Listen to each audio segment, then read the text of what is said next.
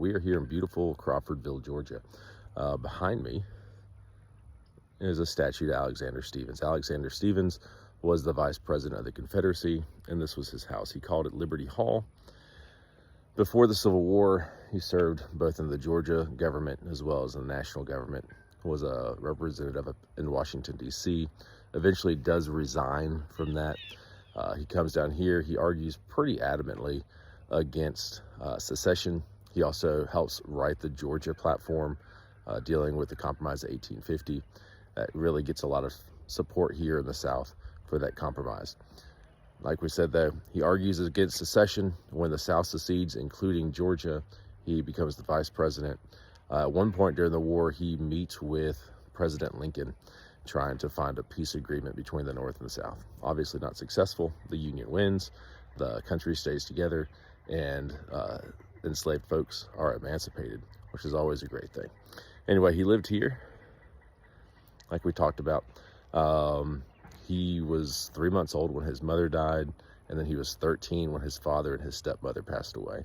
And then he's going to buy this house from somebody else. He actually rebuilds it in 1873, tears down the whole thing, and builds a new structure, except for a couple small rooms in the back where he kept his personal private study, and he studied his law and wrote a book. He is actually one of the first people to come up with this idea of the lost cause movement, that the Confederacy was not about slavery, it was about keeping the South together and states' rights and all those things, which is always interesting because in the Georgia Articles of Secession, it very clearly mentions slavery as being the number one reason for secession. So anyway, really interesting. Also, if you were to look over here, you can see the railroad tracks, because Stephens would have lived close to the railroad, which would have helped him travel back and forth. And then finally, there's where he's buried. Alexander Stephens, vice president of the Confederacy, writer of the Georgia platform with the Compromise 1850. Pretty interesting guy. Definitely had some backwards views on several different issues, but we still learn about him because it's important. So I always want to talk about people who we may not talk about in the curriculum, right? Aren't in the standards.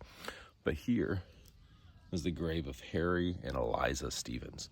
Now, Harry and Eliza Stephens were both enslaved people. They were enslaved by Alexander Stephens. It wasn't uncommon for people who were enslaved to take on the last names of those who had enslaved them. And that's the same here. But Harry and Eliza, they're going to live here. Eliza lives, oh my goodness, until like the 19-teens in the area. And she's going to, after the war, both Harry and Eliza remain working for Alexander Stephens. They get paid, but a lot of that's because they don't have any other options, really.